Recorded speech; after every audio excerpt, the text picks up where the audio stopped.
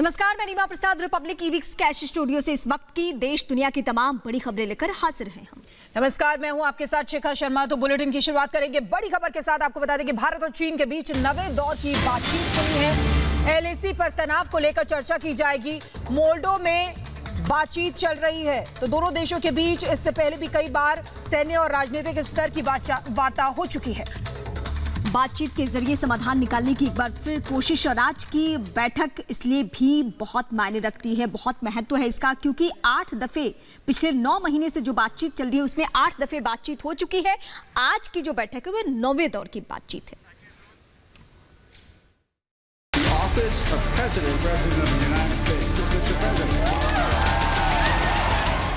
America में भले सरकार बदल गई, लेकिन रवैया नहीं बदला। अभी तक चीन को लेकर अमेरिका की नीति पर अटकलें लगाई जा रही थी, लेकिन अमेरिका की नई सरकार ने आते ही चीन को चेतावनी दे डाली है। दरअसल चीन और ताइवान के बीच तनाव बढ़ता ही जा रहा है। इस पर अमेरिका ने चीन को कड़ी चेतावनी देते हुए आगाह किया कि ताइवान समेत दूसरे देशों को डराना बंद करे।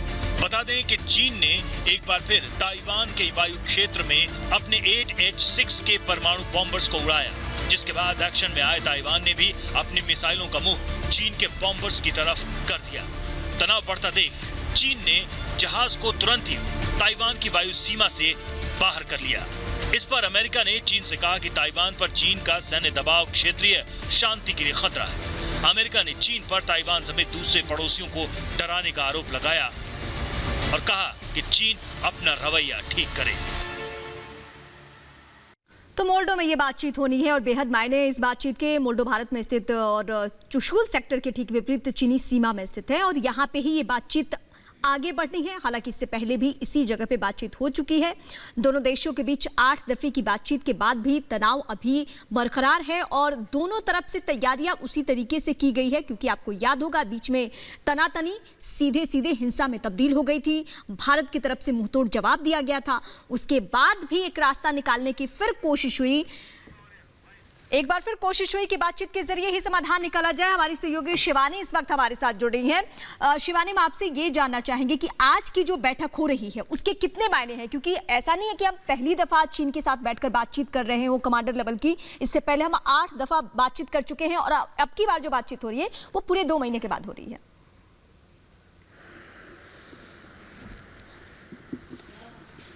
बिल्कुल, देखिए जो बैठक है 9वें दौर की बैठक है और ये शुरू हो चुकी है मोल्डो में, जो कि एलएसी के दूसरी तरफ चुशुल के सामने है और ये चाइना की तरफ पड़ता है। और मोल्डो में ये जो बैठक हो रही है उसमें भारत की तरफ से कोर कमांडर लेवल की जो बैठक है उसको लीड कर रहे हैं लेफ्टिनेंट जनरल PGK मेनन। और बहुत अहम है ये बैठक, क्योंकि 2 महीने बाद ये बैठक हो रही है। 6 नवंबर को पिछली वार्ता हुई थी और भारत लगातार ये कोशिश कर रहा है कि शांतिपूर्ण ढंग से इस पूरी जो स्टैंड ऑफ है इसका हल निकाला जाए। और बार बार चीन पर इस बात का दबाव भी बना रहा है कि पूरी तरह से डी एस्केलेशन और डिसएंगेजमेंट हो जाए। और खास तौर पे वो फ्रिक्शन पॉइंट्स, चाहे वो डेप्सांग का इलाका हो, नॉर्दर्न पेंगोंग सो हो या फिर सदर्न पेंगोंग सो हो, तो इन सभी फ्रिक्शन पॉइंट से पूरी तरह से डिसएंगेजमेंट हो, इस बात पर जोर दिया जा रहा है भारत की तरफ से। बार बार हमने MEA के जो स्पोक्स पर्सन है उनसे भी सुना था कि भले ही जितना भी समय लग जाए भारत पूरी तरह से तैयार है और डायलॉग के जरिए, बातचीत के जरिए इस पूरे समस्या का हल निकाला जाएगा। और ये भी है कि भारत जो है अपने सैन्य तैयारी उसकी पूरी है। पूरे इलाके में हमारी सेना के 50,000 जवान हैं। इंडियन एयरफोर्स, इंडियन नेवी पूरी तरह से डिप्लॉयड हैं। और कल ही air chief marshal RKS Bhadauria ने कहा कि अगर चीन ने थोड़ा भी आक्रामक होने की जुर्रत की तो भारत भी आक्रामक हो सकता है।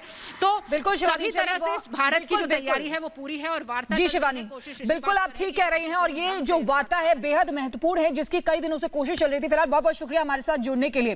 तो शिवानी हमारी सहयोगी हमारे साथ जुड़ी हुई थी। बहुत महत्वपूर्ण ये खबर है, क्योंकि इस वार्ता के लिए बहुत दिनों से कोशिश की जा रही थी और आज वो हो रही है। सबकी नजरें और निगाहें उसी पर टिकी हुई है। आगे